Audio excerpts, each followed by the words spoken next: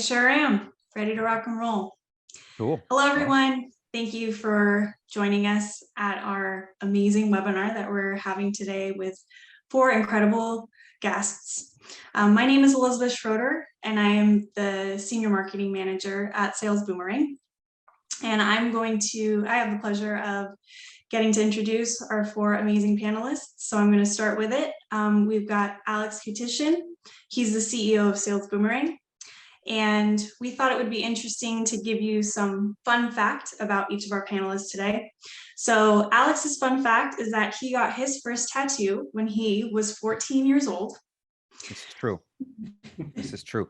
And when I showed it to my parents, they were speechless if I was to, maybe it felt like 5 minutes, but I thought I could count to 5 minutes, and they didn't say a word. They just didn't believe it was real. They thought I was gonna like say, just kidding.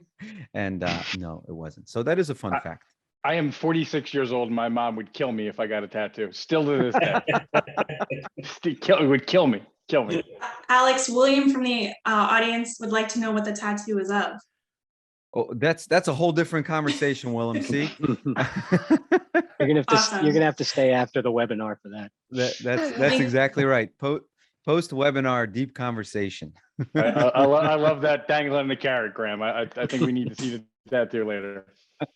Next up, we've got Doug Wilber. He's the CEO of Denim Social. An interesting fact about Doug is his first job out of college was driving the Hershey's Kissmobile, aka the sweetest ride in town.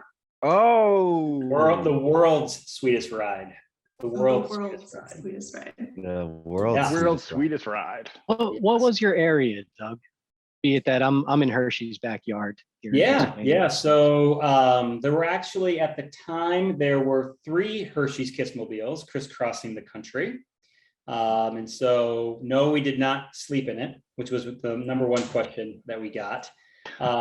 We stayed in hotels, but we traveled the country representing the Hershey Candy Company, and we raised money for local children's hospitals while we were traveling from city to city.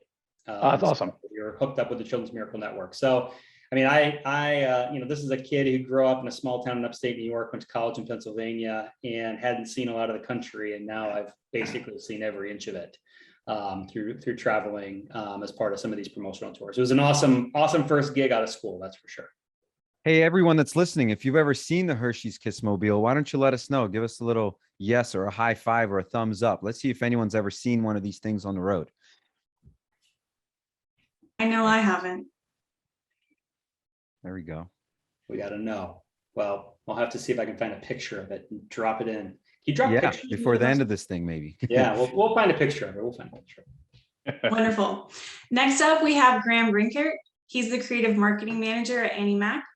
He's going to be talking about his experiences using Sales Boomerang and Denim Social. We can't wait to dive into that. But first off, his fun fact is that he turned down 100 Bitcoin for $100 in 2010. And he's been kicking himself ever since, because that's roughly worth around $40,000 now. Oh, no. Yeah, oh my goodness. We're all crying for you right now, Graham. I appreciate that. Yeah, if you could all just, I'll put the GoFundMe in the chat. If you could send your donations, I really appreciate it. Let's get him back to that original price. Let's go. Yeah. Oh my gosh. That's an incredible fun fact, by the way. And finally, we have Larry Messino. He's the lead aggregation marketing manager at AnnieMac as well. An interesting fact about him is that outside of work, he enjoys creating intricate light displays synced to music during major holidays, but one of his favorites is Christmas. That's right. My wife and I went out and we bought a camper this year. We got it parked down the shore. And I couldn't leave well enough alone, right? We have different seasons that happen during the summer.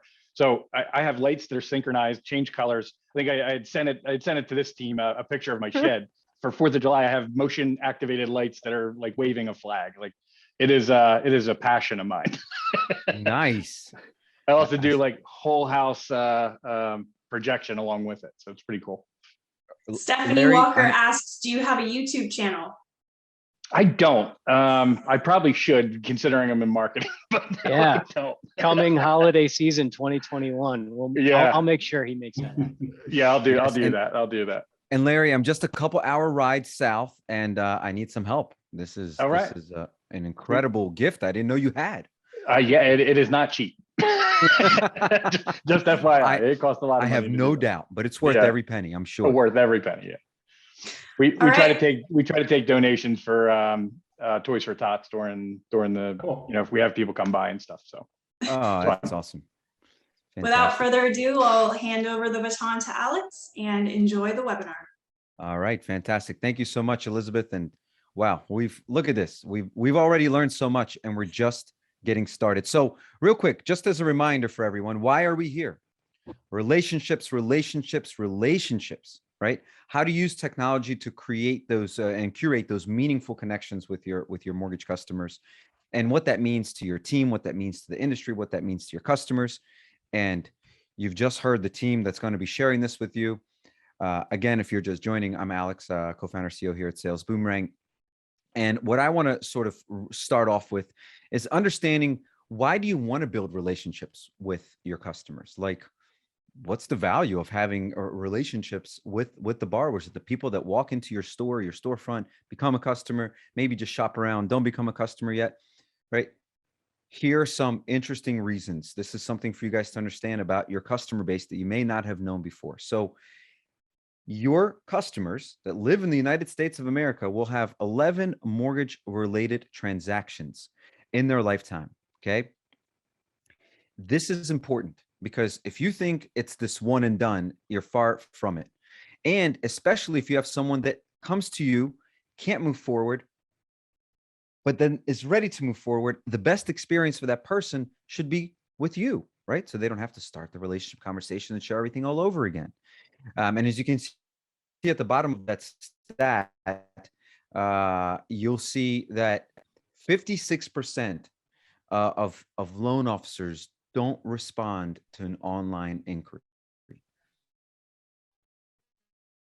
That is not a good way to build this. As you get to hear from Graham and Larry, how they're perfecting this at AnnieMac using technologies like Sales Boomerang and Denim Social. They're going to talk about some other things, but that's an important thing to understand. 90%, next stat, 92% of borrowers buy from one of the first two lenders they speak with. That's very important to understand too. You want to be first, and at the very worst, second. And again, we're going to talk about how AnnieMac really takes that and pours fuel on that fire, and that understanding, that knowledge of how to be first or at worst second. And of course, this is a challenge. It's a good old Ricky Bobby. If you ain't first, you're last. That's there you go. But with us, Larry, if you're not first, you're second, and that's okay, because second is 92% chance along with the first. So if you're not first or second, you're last. That's for sure. Yeah, that's right. That's right. That's the new Ricky Bobby's going to get mad at me for doing that. Or actually, his dad is going to get mad at me. Who forgot that he even said it? We could just do quotes from that movie for the rest of the presentation. There you go. That'd be fun. And everyone listening, do not hesitate. Throw in some of your favorite quotes from that movie. We'll love to read them. And then of course, and I like to flip the script, right? So right now, the industry is retaining on average 18%. By the way, not the numbers for AnnieMac. You guys are going to hear those numbers in just a minute. Far from it.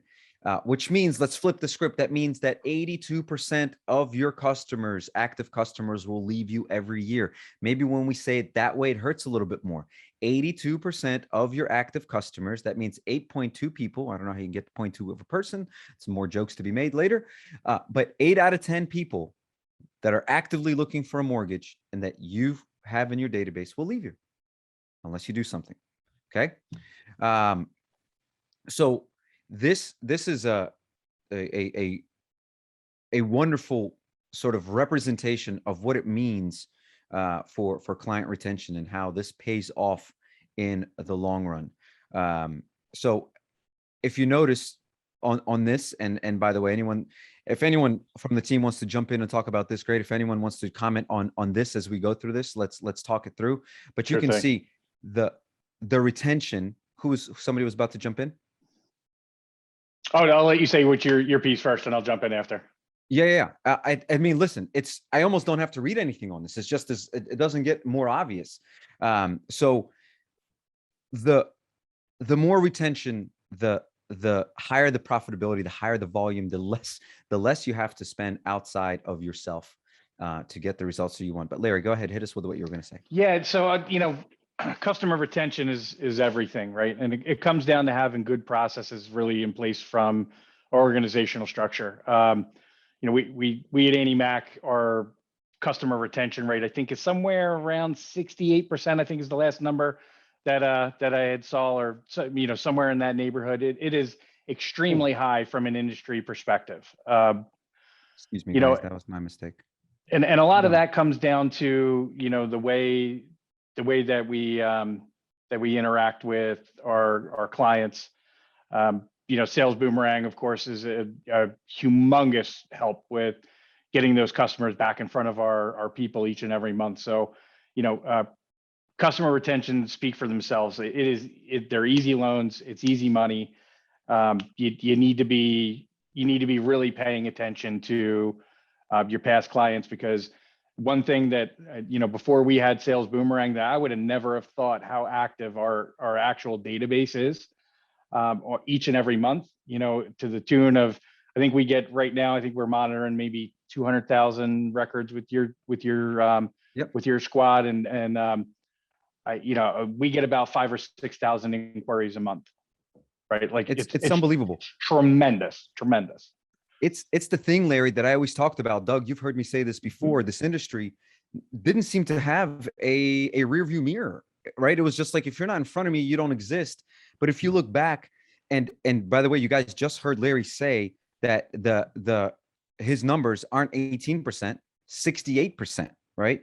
And it's these implementations of these solutions and the philosophy that allows them to be this successful. And of course, you've seen the Harvard studies. It's 95% less expensive to do business with an existing opportunity, not just a customer. Remember, a database, and this is important for people to hear this too, Larry, a database isn't just funded deals. It's leads, prospects, pipeline, turndowns, existing customers. Anyone that's ever walked into your store, I love to give this example. If I walk into Target and I'm stuck in an aisle, I'm confused about a price or a product, and I ask for help, you're going to hear them say over the PA, hey, a customer needs your help in aisle 12. I haven't paid for anything yet. I'm just standing in a store. I haven't bought a thing, but they don't call me a potential customer. They say a customer needs help in aisle 12. So everyone that's made it into your storefront, everyone that's made it into your database, they're a customer. Maybe they haven't bought something yet, but they're a customer. So let's move on.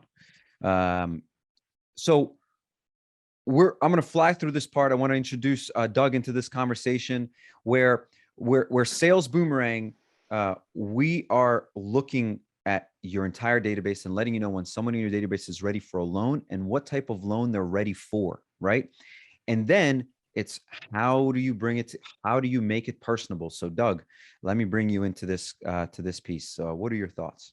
Yeah, Alex, thanks for making me a part of the conversation today. It's going to be a lively one, I'm sure, with this crew. What we see in our organization at Denim Social, and you hit the nail on the head, is that relationships matter. In financial services, more so than almost any other industry, relationships matter. People bank with people, people buy from people. That's why we have loan officers in the first place, right? That's why we have, beyond just the mortgage industry, that's why we have wealth advisors, commercial lenders, business bankers. That's why we have these people in our lives that we as consumers lean on to help make more sound financial decisions. And probably in no more, there's nothing more important or no bigger decision that most consumers will ever make than where they want to live and how they're going to fund that home, right? So relationships matter. What we have found is that by giving marketing the ability to control how a loan officer represents himself or herself on social media, does a tremendous amount of benefit to accelerating the ability to gain trust, credibility, thought leadership, right? And build a deeper, more meaningful relationship with the communities that these loan officers are selling into. So, we like to say all the time, there's sort of the fun sock and the brown sock crew. When you think about your population of loan officers, Your fun sock crew are going to be those guys who are more digitally native, right? They kind of grew up with an iPhone in their hand. They're very comfortable being active on social media. I'd venture a guess that's probably, for the average lender, that's a very small portion of their LO population. The majority of their lender population is going to be what we call the brown sock crew. These are folks that are not as digitally native, who did not grow up in and around next generation technologies like Denim or Sales Boomerang, and they need a lot of help. And so the way that we architected our technology is to give marketing that control, to give marketing the ability to support their lenders and give them the tools they need to be able to build those better relationships. Yeah, I love that. Graham, do you want to, this is where I saw you shaking your head. You're totally into this. And by the way, we're going to really showcase some things of how Denim is helping AnnieMac and how they work. But just initial feedback on Doug's thoughts. Yeah, everything Doug said has proven true since we've implemented Denim Social on our side. I think on top of that as well, there's a level of education within the sales force happening so that we're converting brown socks into fun socks, to use Doug's analogy. I think there's a lot of trepidation, if you will, on the part of sales staff to really kind of take ownership over the types of and things that are going out on their social media profiles. I think you might even equate it to something like stage fright. They're kind of afraid to kind of put themselves truly out there and be judged or what have you. And with working with those individuals, we can easily kind of like, eradicate those fears and help them feel more comfortable with engaging their communities, get more acclimated to talking with different individuals within their communities and understanding how best to connect with those individuals. So they're kind of broadening their social their networking capabilities at the same time that they're broadening their social network, if you will. But yeah, in terms of high level. I love that. I just quoted you. That's a good one. I like that. Stage fright on social media. I love that. That's, Right. I mean, wow. It's Like true. everyone It's listening, true. think about that. Yeah. That's a deep thought. And it's not just at the individual LO level. I mean, we hear from so many of our customers when they're just getting started working with us. They're like, we love these capabilities. We love the ability to sort of amplify our message on behalf of our employees. We don't know what to say on social media, right? We don't know what to say that's actually going to make a difference. And so what they do is they kind of hide from it, right? They're like, oh, it's just too hard, right? And that's another key feature that we brought forward earlier this year is a content engine, and the ability to surface highly relevant and shareable content that gives you sort of that kickstart, right? It kind of pushes you out on stage, right? So you can go ahead and get started on social and build a social presence. So yeah, I echo Graham's point. I love the way you just mentioned that. That's great. And Graham, I just quoted you. I thought that's really great. And Doug, I'd say, hey, write that one down. That stage fright. You guys can solve that. Marketing can control that, and marketing measures too. So one of the things that you see as teams, if each individual person does it, then you have to try to figure out and collect the results and how it worked and how well it worked. And when you have to tweak the messages, who's going to tweak it? How are they going to tweak it? What are the results going to be? And when you give it to marketing, you have all those stage frightened people that now get the benefit. You have all the people that are more active on social getting the support. And it just goes into the thesis, into the belief that, look, social media is not going anywhere. Interactions with our customers, meeting our customers where they are is important for our customers. We know that millennials and Gen Xers are the future of the spending capacity in this country. And guess what? They love this. Okay. They love social. They use that as decision-making metrics, as communication metrics. Are you real? Are you just a company? Or are you human? We're going to talk about that in just a little bit too. Right. So look, just a little bit more before we dive into more of the guts of this conversation, even though we're having lots of fun already. Something to understand about data, your database, relationship retention. You have to know. Okay, you have to understand your customers. You have to know where they are. You have to know what's happening with them, and you have to be able to give your advice when they need it. Okay, there's the right time and the wrong time to advise somebody on something, and so. As a borrower intelligence system, our goal is to make you first or second, not last, and not just first or second, but first with valuable information that's relevant to the consumer, right? And you can see some of the stats at the top that we're projecting that our clients are experiencing using the system. And you can see below, how active is my database? Well, Larry told you couldn't believe it, could not believe it. Nobody, by the way, believed it. It took years for us to explain how active people's databases are. And now we're reporting to the industry about it. But this should help everyone. Write this down and put your own numbers in there.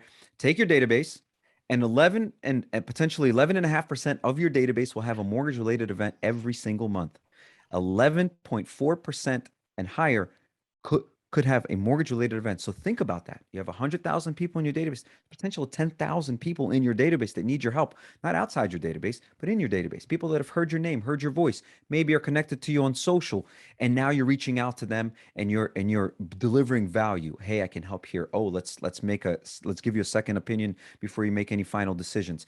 These are the types of insights that trigger these conversations. But now these are conversations that are simply focused on building value into the relationship and not trying to sell something. Something else to understand about your database and partnering with an organization like Sales Boomerang. When does it begin to work? This is one of my favorite things, Larry. You and I talk about this a lot. When does it begin to work? It begins to work day one. These are real numbers. Yeah. Day one, right? Real numbers. Day one. So something important to understand. This is from August of this year. Elizabeth, correct me if I'm wrong. It's August or September of this year. And this is an organization that turned on the system, that 33,937 records in their database.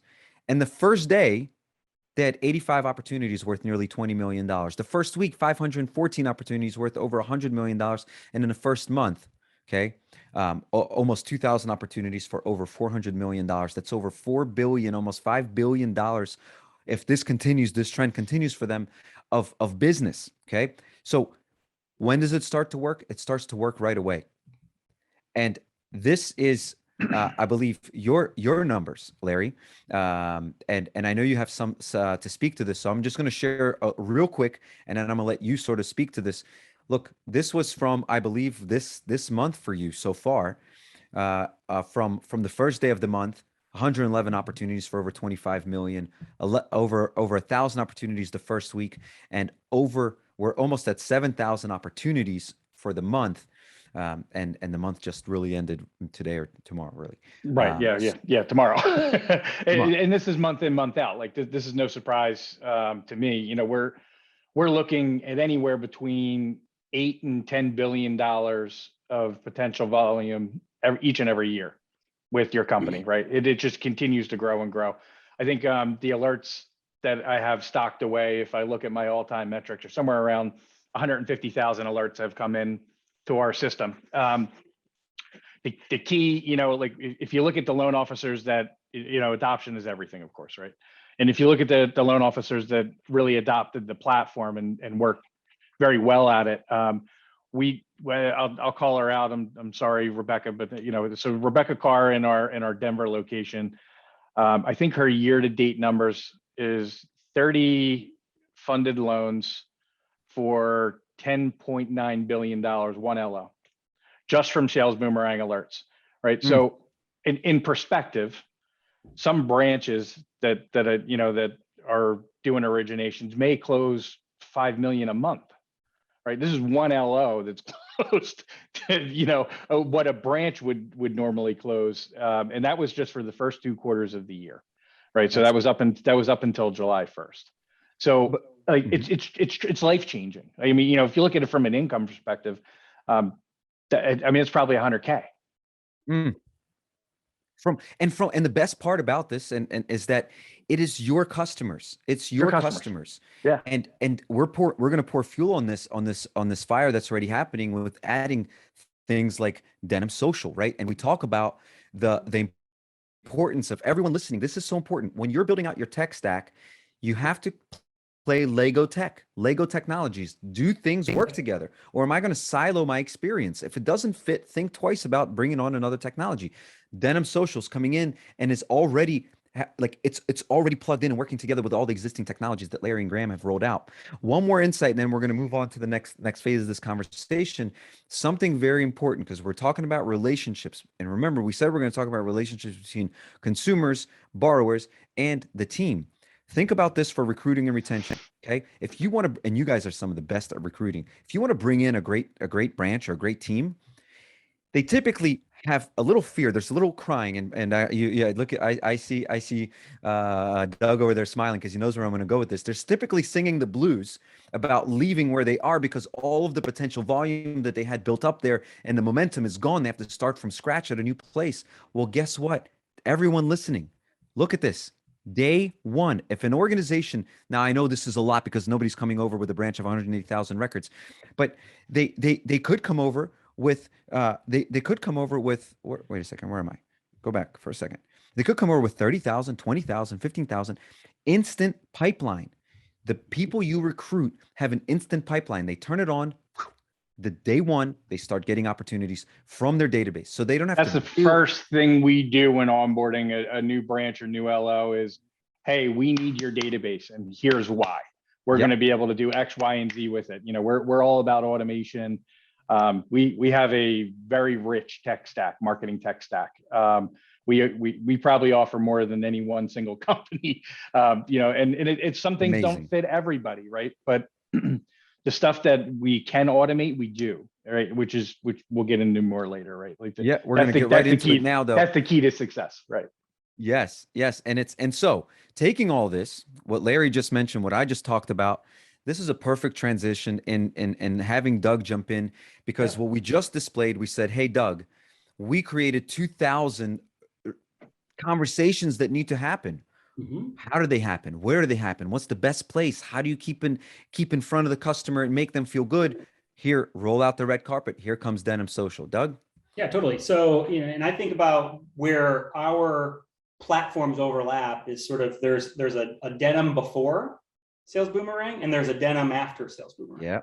And the Denim before Sales Boomerang is how do we, again, like I mentioned before, how do we establish trust, credibility, reputation, thought leadership for those LOs when they're grooming those customer relationships for the very first time, right? And I think, Alex, you and I were just chatting earlier this week down in Dallas about the experience I had with my lender. Yes. And the experience I had with my lender on my birthday this past year. By the way, he is a good family friend of mine, right?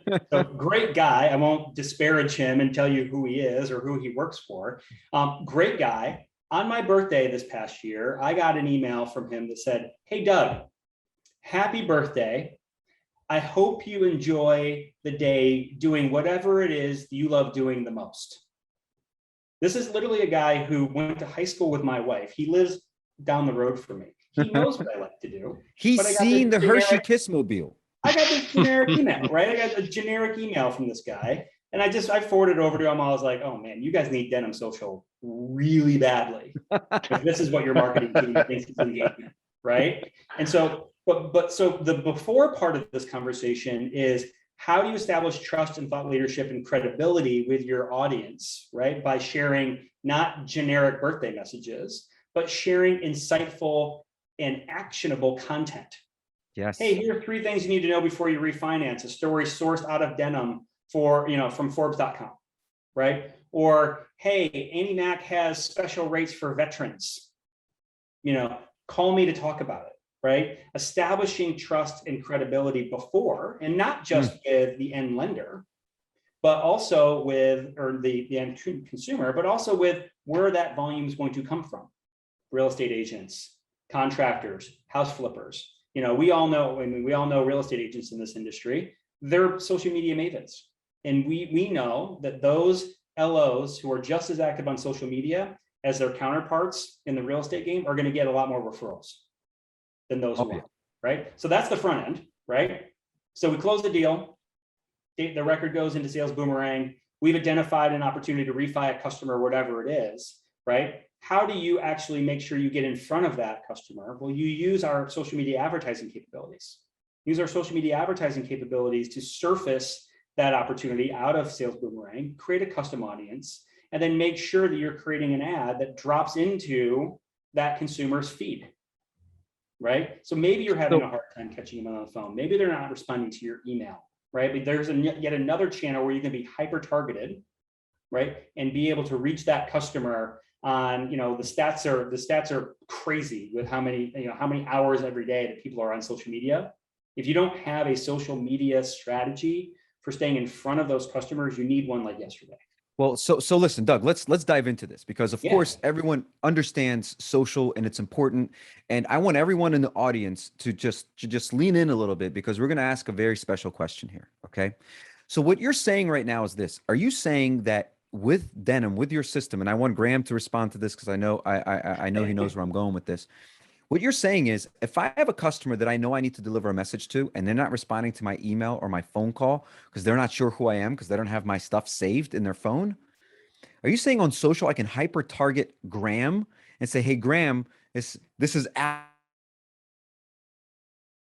from AnnieMac. I can save you $300 a month. I'm looking at this at your profile here. I can save you $300 a month and where you are, and it'll appear as a custom message to me as an ad." Yeah. So if you think about and as a one-off, not very hard to do, right? As a one-off, you can create one ad for one LO.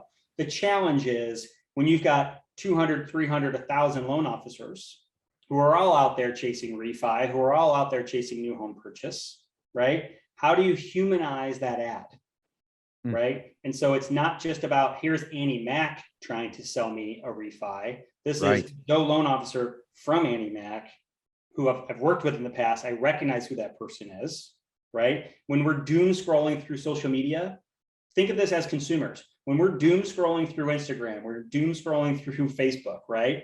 Many of you are probably doing this right now while we're talking, right? When do you stop scrolling? You stop scrolling when it's somebody that you know. You stop scrolling when the content that that person that you know is talking about is interesting. Yes. Right? And you scroll over the rest.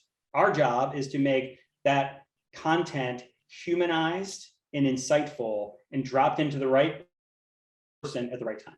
So Graham, as a marketer, go ahead, go for it. I mean, timing was the big thing that I felt was being left out there, which is that, combination of sales Boomerang and Denim is that, you can hyper target the individual with a hyper targeted message that is extremely relevant to their scenario and kind of has a shelf life, if you will. And in some instances, depending on what trigger we're talking about here, you can know that this person would benefit from a transaction before even they do sometimes, right? Before they've even been made aware. And so that idea of building trust becomes even stronger and greater, because I sometimes get dragged for this, but what I call the serendipity of service, right? If you just happen to be there as the stars align for when this person is ready to move forward, and you already know that that's where they are, you can be present in that moment all the time, and you can reduce the amount of spend that it takes to get that message to the individual, and engage with that individual to a point where they are going to trust you moving forward indefinitely, right? So. And love that. I think is a good segue, Alex. I was just kind of thinking about this too, is, we get questions quite frequently. It's like, well, we're active on social media as a brand, right? We're already doing this as a brand, and we encourage our employees to share the content that we're putting out as a brand, right? Hey, email goes out, we just put out a new social media post. Please log into your LinkedIn and share that post, right? Never going to work, right? Yep. By the way, what you just described, love to hear from people. Listen to what Doug just said. Tell us if you guys do that now. I want to hear from people who are actually listening and not scrolling through social. It's a flawed strategy, right? Yes. The intent is right, but the strategy is wrong. And if you think about why should you be pushing out content on behalf of your employees, not asking them to share, right? So if you're doing it on behalf of your employees, I mean, these stats, this is straight out of LinkedIn, right? So on average, employees have 10x the following on LinkedIn than the brands they work for. And every time they post on social, they're going to get 2x the engagement than the same content pushed out by the brand. Unbelievable. So if you have 2,000 loan officers multiplied by 10, multiplied by 2, think of the application of the reach of your content when you arm your employees, and whether you call it an employee advocacy program, you call it a social selling program, whatever moniker you want to put on top of it. The reality of it is if you want to have success on social media and you want to feed the beast from a sales funnel perspective, or you want to make sure that you're capitalizing on all of the leads that are being surfaced out of your database, the only way to really do it is to arm your employees with the right tools to stay engaged with those customers and stop sending generic birthday emails. And everyone keeps talking, guys, everyone in this industry talks about adoption. People want to adopt things. Well, because you're giving them an option not to adopt something. Here is proof. This is all the proof you need to be like, look, we don't need you to adopt this amazing thing. We're going to make it available for you and you will thank us for it, right? This is the Steve Jobs approach. Don't ask for what they want, give them what they need, right? Yep. And this is what they need. And you've just articulated it beautifully. I love that. Yeah. And so we sort of affectionately call this slide the baseball slide. It kind of looks like a baseball diamond heading into the playoffs after all, right? And so if you think about what we do as a platform, right, between our social media publishing, social media advertising, and our conversion optimized landing page builder, we give our customers essentially the most complete and robust and compliant social media management platform in the industry.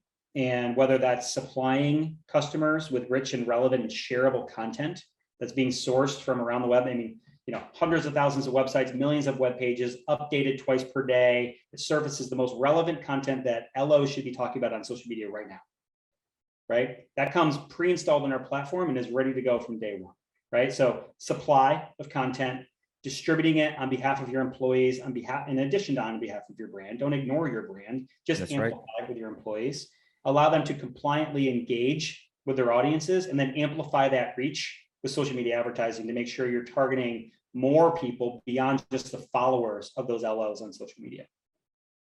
So real quick, Doug, I just want to read a couple of things that people have just mentioned. You guys are going to see me look down a little bit because it's easier for me to read from here. So Willem says that, his company absolutely believes in harnessing the power of social media, both as a company and as employees. But Willem, are you automatically pushing out the best possible content and making it easy? So I love that you're harnessing that. I love that you believe in it, but are you making it easy? Are you putting the best practices in place? You don't have to answer that if you don't want to, but just think about that. Karen, we create content and have LOs post organically. We do not advocate sharing. Very interesting. And I think the one thing I would just sort of intercept that one is sharing organically on the social networks, right? There's a couple challenges with the challenges are, one, how do you drive everybody to do it? Yep. Right. If you are just saying, hey, here's this content, you should put it out on your social media feeds. My hunch is you don't have a high adoption value or high adoption factor.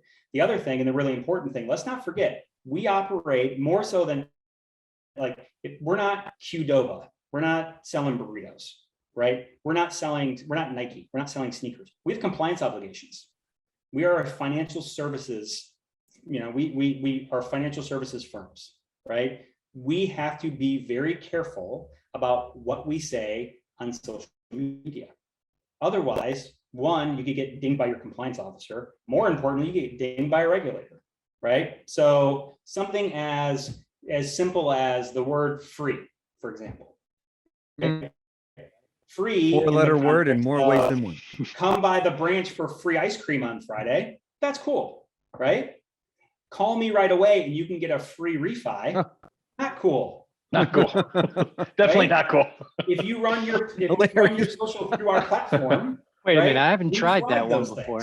And then we route them to the compliance officer that says, hey, you might want to take a second look at that before that you let that loan officer say that on social media. Right? Yeah. You don't have that additional layer of oversight if you're letting your loan officers post on their own directly to the social networks. There is no moderation of content. There is no approval process. There is no archiving. So if a regulator comes in your front door and says, I want to see a record of all your social media posts for the last 6 months, how do I do that? Yeah, what? Please get out. Right. I'll let you in anyway. There's no soliciting in this building. In our platform, and Graham, you said on another session that we did, it's sort of like teaching compliance by osmosis. Right. Oh, Graham's the king of the one-liner. So I always rip his one-liners and use them in perpetuity. But, that's sort of learning compliance by osmosis. The marketing and compliance and AnnieMac have a much more symbiotic relationship because they understand each other better by using our platform. So look, let's jump into this. Okay. Yeah. We just talked about all of the different ways that you can build relationship. Because remember, this whole conversation about relationship, how you want to build that, how that helps with retention and building your business, and really redefining what the future will look like in this space. So here's Sales Boomerang that gives you all the insights and all the reasons to say the right things at the right time. Here you have Denim Social that works with delivering that message in a place that people are really starting to consume information that they find valuable and from people that they trust and want to be in this social and possibly personal relationship with. Okay. So let's start diving into questions. And this is going to be more focused on you, Graham, and you, Larry, and we're going to sprinkle in some support. So over the last 12 to 18 months, what are you guys doing to support your loan officers with the changes? Okay, this last couple, a year and a half or so, we know has been crazy. Everyone's on like, Alex, you don't even need to say that. We know that. But what have you done over the last 12 or 18 months to help those loan officers? And then, of course, followed up is, how are you leveraging tech, which some of the things we already talked about, to give your team a leg up? Let's go with Larry. Yeah. Okay. I'll jump in. So yeah, I mean, we've been continuously improving our marketing tech stack, right? We like to keep at the best technology that we can possibly have in place and automate as much as we humanly can, right? So you have to know your lowest common denominator, and a majority of that is in sales, right? The salespeople inherently will, a lot of them will ignore refinance business. They're just going after purchase. They're constantly struggling to find and bring in new people, right? So even with giving them the right leads at the right time, they fall short. They're too busy chasing new business to understand what's sitting in front of them, which is the existing pipeline that's already there, right? Yeah, so you wonder how they end up with an 18% return rate, right? Yeah, there you go. There you go. Yeah. So you have to have the right processes in place from an organizational standpoint in order to really be able to support and make this stuff happen. So we're big proponents of automation, right? Automation is key in anything like this. So when a sales boomerang lead comes in, not only do we have that automatically being identified, hey, this needs to be monitored.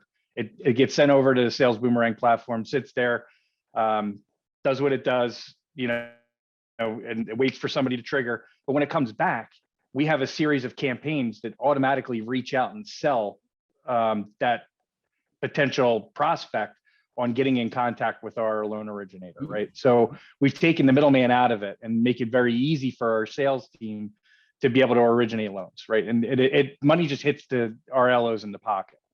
And it really comes down to just having a really strong process, the right creatives, and the right vision on knowing who your audience is. Yep. What is going to happen here?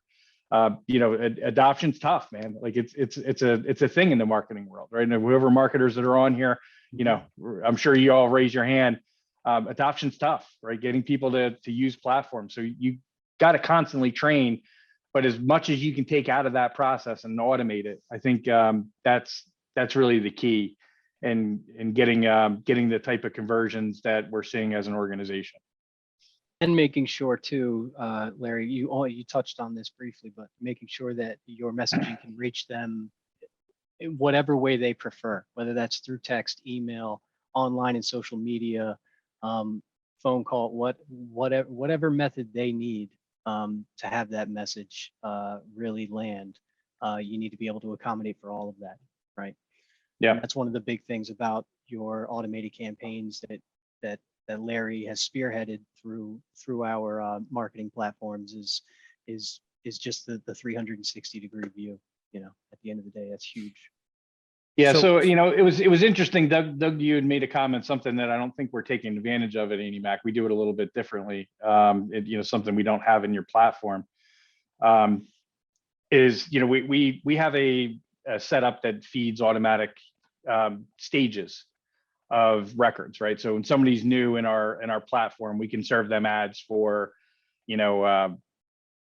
brand reinforcement, and then when they get to another place, we can send them X, Y, or Z, or when it gets funded and whatever stage they're in, the consumer can get that right type of messages. But what what I'd love to learn more about, because it's something that I think our team could greatly benefit from, would be that one-to-one communication and being able to really target not just people that are moving through the pipeline, but actually really serve them a quick messages, one-on-one. I think that's amazing.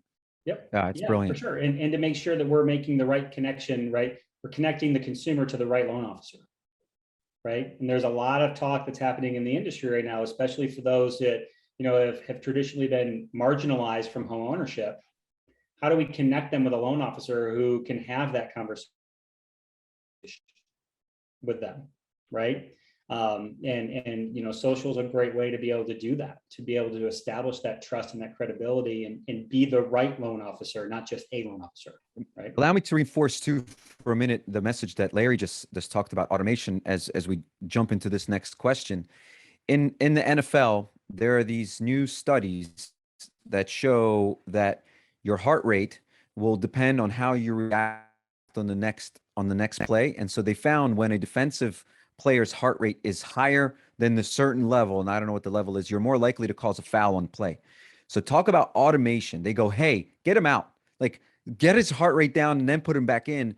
So what does that do? Automation helps humans be better at what they do when they're working, right? And so by automating what Larry's talking about, it's about giving that human being the ability to be the best they can be with that next person they speak with. Just like taking a player out just for having a heart rate at a certain level, knowing it's a higher chance of causing a foul. Why would you want to cause a foul? So automation isn't just about volume and just a lot more people you can touch. It's also about giving your team the ability to perform the best they can when they're on the playing field, because they're not thinking about, did I email someone? Did I get back to this person? That's already happening for them. It's out there. It's working. It's giving your team the best way when they're actually playing a game. So, last year, Alex, you and I did a webinar on exactly this subject. If you guys want to go check that out, and I'm sure you have it on your YouTube channel, about LOs and their day and automation. We dove deep into that webinar. Man, it's eye-opening when you really see how much time you get back through automation as an LO. Really is. Yes. And time is everything, right? Time is sales, time is money. Well, look, it's I can tell you like this, we track this stat, and everyone here should appreciate this that's listening. When you automate, we know through Sales Boomerang, when you automate the process of delivering the opportunities to the loan officer and to the borrower, 4x your chances of conversion and actually winning that business. If you allow your loan officers to manually email, call, text, follow up all on their own, no automation, you just divide by 4, right? And so it's incredible. Let's jump through this question quickly, because it's a real obvious one, but it's a good one to sort of get a little bit insights on, because there's some deeper stuff we want to get to next. But what is the value of building these relationships? Like, does it increase ROI? Do you see more referrals? What are you guys seeing?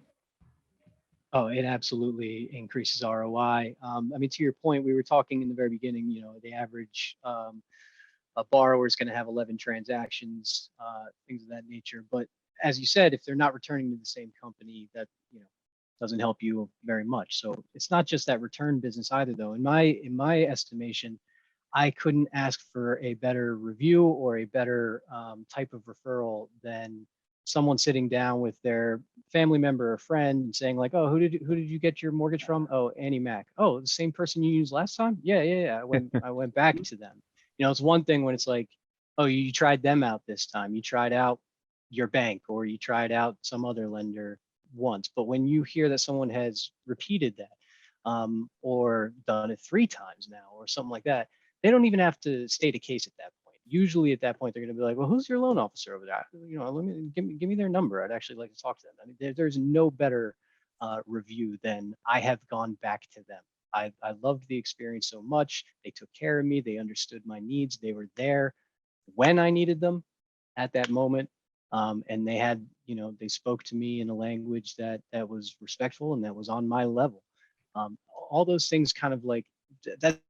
That's the whole idea of relational marketing to begin with. Right? Yes. Understand their needs, speak to them as if they are familiar, and to really kind of drive home that connection and build that network. And how could that not impact your ROI, right? Mm-hmm. If you're doing all of those things and it's not impacting your ROI, then most likely the things you're talking about are actually superficial and not true implementations of relational marketing, right? And Right. not Yeah, adding value. Yeah, I mean, especially with Graham, what you're saying with superficial. I mean, we've said this to each other 1,001 times. Especially let's take social media for instance, right? Like from a referral angle, relationships on social media are very, very superficial, right? They're people you went to grade school with, you went to high school with, you went to college with, right? They know that version of you from the time that they knew you, not who you are today as a professional, as and if you're going to get referrals, right? People generally want to refer people they know. Yeah. It's a fundamental piece of relationships, right? Like, hey, yeah, I got a guy, right? Like somebody's car breaks down, everyone's, oh, I got a mechanic. I know somebody that's gonna, yeah, I got a guy, right? You want to be that guy or gal when it comes to the real estate or mortgage conversation. So, by reinforcing yourself online as a professional, that superficial relationship, those people that knew you back way when, will start to trust you, right? Yeah. And you have to be in front of them all the time. And like, let's face it, people on social media, I don't text people I went to grade school with. I maybe two. There's the two of my buddies. That's about it. I mean, like everybody else, I don't even talk to anymore. No idea. So Only the ones that comment all the positive things about your decorations. Yeah, that's right. Well, I love that. Love those people. You guys keep doing it. That's right. But yeah, and I think that that's the key, right? It's showing who you are today, what you have to offer in a really positive light. And that's going to win. That's going to win every single time. And, our LOs benefit from that. Right. We all see those folks on social that is somebody you went to grade school with or high school with, or you met at a conference or whatever it is. And if they're on social only trying to basically sell you something, right? Only talking about their products all the time, you start to tune those folks out. Again, I would really encourage everybody when they're scrolling through social media, just be conscious of when you stop, right? When you stop scrolling and what do you engage with, it's something that's interesting that I can learn something from, right? And then I will connect that back to the person who shared that with me. Oh, that person actually isn't just hawking product. They're trying to educate me on why this industry issue matters, right? It's really important, and it's hard. It's probably the hardest part of social is building out that editorial schedule that's not just talking about yourself and not just talking about your product and not just talking about the company you work for. Right. Yeah. Right. It's the hardest part of being successful in social. Well, I think this is perfect transition to this. And before you answer, what humanizing your brand means to you, like, can you define humanizing like you hear this all the time, right? And we'll get from Graham and Larry in a minute what it means to them and why it matters. But Doug, can you tell us, like, what does it mean to humanize your brand? Yeah, I mean, I think we've kind of, without beating the dead horse, right? It's really just understanding that at the end of the day, and this is like maybe a little harsh, but like nobody gets a loan because of the brand that the loan is being provided from. Right. Right. And let's recognize the fact that in many ways, if you're a qualified home buyer, you're going to get pretty much the same rate in almost every place you go. Right. So what really matters is, do you have a good relationship with your loan officer? Does your loan officer understand who you are as a consumer? Does your loan officer want to fight for you to get you the best rate possible? Right. We all see the publicized rates for 30-year fixed, right? But it's that loan officer's ability to actually know who you are as a consumer, right? And so you're more apt to raise your hand and want to work with somebody who actually, you believe is going to be working in your best interest. And so when we think about humanizing your brand is arming your employees with the ability to build those relationships and carry the brand message forward. So I'm going to add a little bit on top of that. And then I want to hear from Graham and Larry on this. So Doug is exactly right. It's giving your sales team, the head of the spear, the ability to communicate with an audience with the same tone, right? Similar tone. I'll give you an example. Do we know what the human brand is of Southwest Airlines? Yeah, we feel it from them. We feel it from them as a company, but also at every flight we take, we have a little bit of fun, we have a little of joy. They sprinkle the brand into the experience. And that is part of humanizing your brand. Who is your brand when you're not in a room? Right? Yeah. Who is your brand when you're not in a room? Are they friendly? Are they nice? Are they educational? Is it value? Is it what is it? And so with what Doug is saying is once you have created this humanized concept of your brand, now everyone has to be able to speak that same language from your sales team to your marketing department to behind the scenes. That is humanizing your brand, giving your brand a voice that everyone can carry forward, even when you're not in a room. So it's about how they communicate in their posts, how they answer those questions. What does it say on your website? How's the follow-up look? That is humanizing your brand for you. Okay. Now, why does it matter? Well, the answer might be obvious, okay? But I want to hear from you, Graham, real quick. Like, why is humanizing your AnnieMac brand? Why does it matter? Why do you care about having that humanized brand out there? We could probably talk about that for another hour, but I think, in general, to touch on something that Doug had touched upon, we're not Nike. We're not a cultural brand. We're not something that people tend to identify with in terms of their lifestyles. We're not Adidas or what have you. This isn't something that basically sells itself in that regard. We're not a brand that people are going to be like, oh, what's up? You're AnnieMac? Oh, cool. Yeah, I'm all about that, right? I got a tattoo of your company. Yeah. My So second that's tattoo. That was your first tattoo, wasn't it? That was Shoot. your I was predicting the future when I was 14. It's true. How much would it cost, Alex, for you to get an AnnieMac tattoo? Oh my goodness. Stay tuned after the webinar and we may find out. So, but I mean, at the end of the day, and you really kind of expressed my thoughts on humanizing a brand perfectly, which is that, it's not superficial. It starts with company culture and it will permeate almost everything that we do. And so the reason it matters is because it changes everything about how we function as a company, and it makes us a better service provider at the end of the day. Not only do we succeed more in terms of lead generation and closing loans and providing a better experience for these customers, but it also, when you can really create a connection with a customer, that person's going to be way more open to give better feedback, to provide better criticisms, to help you improve your process, to identify what you're lacking. If you don't have that level of connection with those types of individuals, these could be referral partners, customers, even failed recruits, people who decided to not come on board. But if you're not establishing that human connection with those people, you're not going to get the kind of feedback you need to continuously improve and hear from your customers what their needs are. So to me, in this moment, that's one of the biggest things for me in terms of why we want to humanize our brand and why in many ways we want our sales staff to function more as brand ambassadors. We want to promote our humans, not promote our brand. And that's kind of what it comes down to. Well, you said it beautifully, and I just want to share something here about humanizing the brand for all the folks that are on this call. And I want to say this: loan originators, loan officers, we love you. Okay, so everything I'm about to say has nothing to do with our joy and care for who you are. Here's what's important. This is to you, marketers, owners of lending institutions, presidents, vice presidents. They're sitting on this call listening. You have to build a brand that can actually be humanized. What that means is build a brand first, not just a sales team.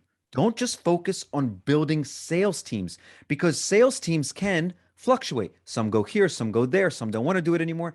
But if you don't have a brand and people can't, and I'm talking about not customers, people as in, I want to work for you. I want to work for your brand. If people don't have something to grab onto, they will find themselves flaking out and going to other places and checking things out. So number one, build a brand that people want to work for. Then humanize your brand, right? Build systems. AnnieMac, I can tell you right now, we deal with all kinds of organizations around the country. AnnieMac has built probably the most sophisticated tech stack I've ever seen that communicates to each other, communicates to its human beings, back to itself, and creates this best in class opportunity for that human to engage with another human. Okay.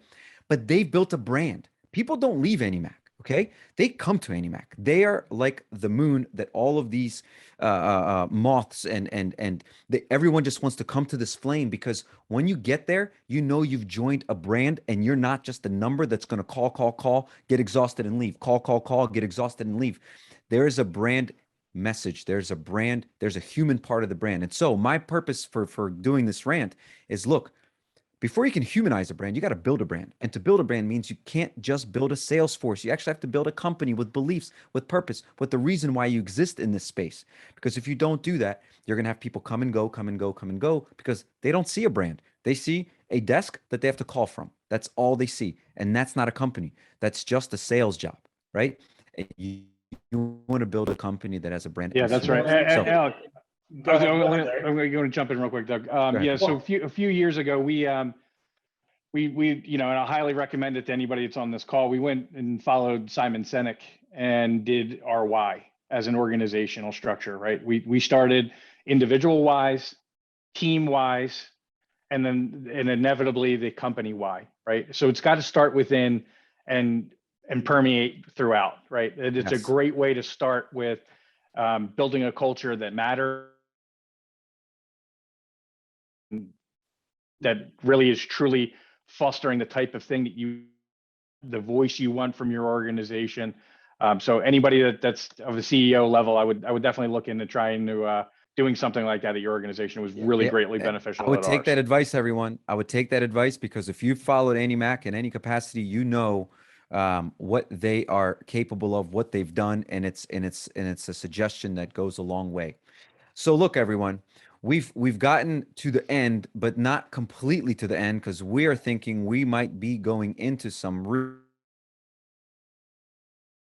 interesting deep dives and rants that weren't part of this full conversation, but we just sort of ended this brand dialogue. You just got insights from Larry on Simon Sinek and finding your why.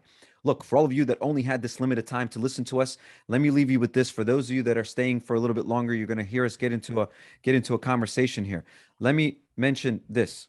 Whoop, did I must have taken this off screen too fast. Let me just put this on screen. Boom. Just so this is exactly what I wanted to mention. If it's important to you to have a profitable relationship with your customers and build a profitable business, if you understand the power of ROI, and ROI matters, schedule a demo with Sales Boomerang. It is just, what are you waiting for? The ROI is through the roof. It's insane. If I turned off my camera and shut up, Larry could tell you the ROI. It's remarkable. It truly is. So if you're thinking about it, schedule a demo, learn for yourself. If you are thinking about right now how to humanize your brand, how to give your team the ability to communicate on a mass scale, but hyper-focused through social, and giving your marketing team the ability to control that brand message from one place, look at Denim Social. Schedule a demo. Talk to Doug. Talk to his team. It's a growing team. The company's growing tremendously. And Doug is one of the nicest people you'll ever meet, and he cares. He absolutely cares about what he's doing here. And so spend some time, jump on there, get to know Denim Social, and understand that we bolt on together. We are that Lego tech. You get one, the other one bolts on beautifully and supports your investment. You get the other, you get you bolt on the next, and it supports your investment.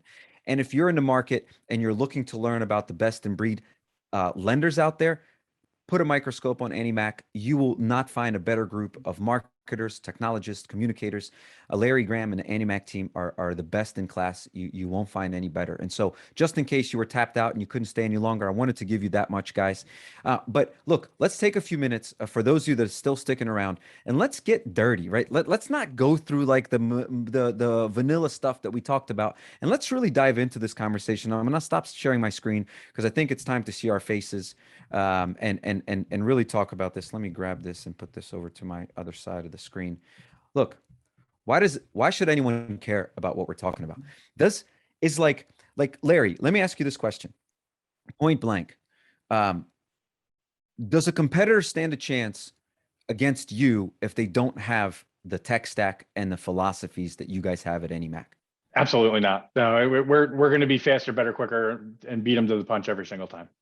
And we're doubling down on our investment into some of those areas. Like, you know, we're building modeling and CDPs, and, you know, like we're really taking our customer insight to a completely different level, like things that stacks on stacks on stacks.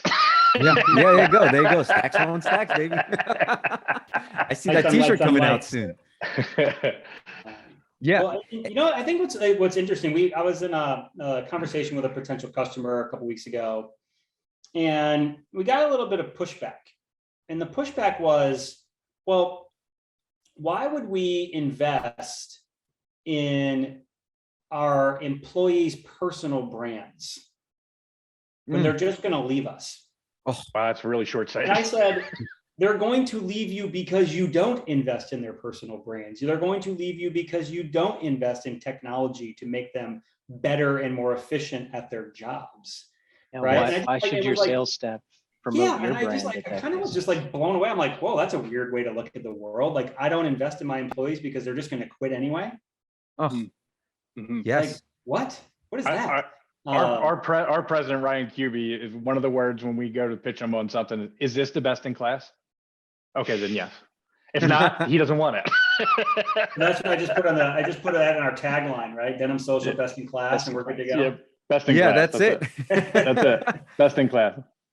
But look, like the four of us are here. We're talking to you, to everyone that's still listening, and I'm glad to see that there's an audience sticking around. We're talking to you because we care, right? Like you just heard Doug say, I don't want to invest in my people because they're going to leave me. Well, we're investing in you guys listening. You have AnnieMac that's talking to the world right now. They're not saying, hey, if you're in the lending industry, don't listen to our messages. No, the belief is that we can raise an industry, right? If our customers have a great experience with us, then they're going to want to come back here and do it again and be more trustworthy and be more open. There's nothing more difficult than talking to someone that's so guarded, that's been so beat up and burnt in previous relationships that they won't answer your question because they feel like you're just guiding them down a path that will lead them off a cliff. And so you want to invest in making people better and happier at what they do. Like Graham, I know you're a big proponent of this. Like, let's talk about that. Like, why do you invest in your people so much? Empowerment makes my job easier. So in part laziness, but no. I told you we're gonna get raw. Yeah. No, but obviously the more empowered and capable I can make the sales staff, ultimately the better off they're going to be able to brand themselves and our brand at the same time, right? They speak to a very specific type of person. The type of audience I have isn't going to be the same as Larry's, isn't going to be the same as Alex's. Different people are going to relate to us based on their past experiences and things like that, which is kind of another thing that I think Denim Social has helped me communicate to more of our sales staff, is that like, well, how do I appeal to everybody? It's like, you don't have to. You need to find your audience. You need to find the people who relate to you, and you need to hold on to them, and you need to build that network, right? Like, yes, you don't have to appeal to 100% of people. Right. So I think in some ways there's that. I want to empower people because the more I can do that, the easier my job becomes and the better off everyone else is. But at the same time, I hear a lot of stories, from new recruits or at roundtables or what have you, that, oh, I came from XYZ company, and, I put in a marketing request for a flyer, and 8 months later, it still hadn't been done. And there's no black hole. Yeah, there's companies out there who, if you're not in the top, 5%, top 10% of producers, you get virtually no. It's like the equivalent of of not funding schools because they do poorly. It's like, well, how do you expect these schools to ever get lifted up then, right? And so I love that analogy. Our mentality here is like, if these people aren't top producers, that's probably for a reason. So what can we do to help lift them up? And it's certainly not reject their marketing requests or turn a blind eye to them just because they didn't make President's Club this year, right? So that's kind of always been our mentality. Listen, for those of you listening in, take note. The reason we wanted to do this and we kind of wanted to go off script is for this particular purpose right here. Like, look at the mentality that Graham just shared with you guys. That is priceless. And you want to be looking, for those of you that are left, if you're running teams, if these are your companies, you're the CEOs, presidents, your marketing divisions, you want to be looking for people who think this way about people. and want to help those people grow and not defund a school because they're not doing well. You want to do the opposite, right? You want to help. You want to give people a platform to succeed from. And again, I'll tell you right now, I share this a lot. I say, look, be as bad as the best. Okay? Be as bad as the best, because the best have put out there what they do to be the best. They don't mind it. You guys don't mind competition because it makes you better. You're like, oh, you're catching up. Watch this. Next speed, right? And so, Yep. next speed. And so it's like you're listening to this. So look, 68% retention, one of the best in the industry retention rates. Okay. Incredibly profitable in the way they run their business. Always focusing on helping their people grow, not stifle, not do okay, because if I make you great, you might leave me and start your own company and then I'm competition. That doesn't cross their mind at all, ever. So everyone's still here. Be as bad as the best. AnnieMac is a great example of that. Create a tech stack that helps each other, that helps the next. You invest in the technology, your next technology should support that investment. Don't be like, oh, I like this tech. I like this tech. They don't really work together, but who cares? I like the colors, right? No, like make sure they work together. Make sure that your next investment is supporting your existing investment, and focus on being as bad as the best. And once you're as bad as them, then tap Larry on the shoulder and be like, hey, you want to step into the ring and go a few rounds? Because today you can't. You'll be knocked out. Like that's how AnnieMac works. They figured out a way to scale and build their business with passion and supporting their people and supporting the customers and supporting the industry. Look what they're doing. They're supporting you. They're supporting the industry by doing this. So look at them. Look at the tech they're using. Look at how they're communicating with their audiences and internally. And by the way, by doing that, you are fueling them to do even better.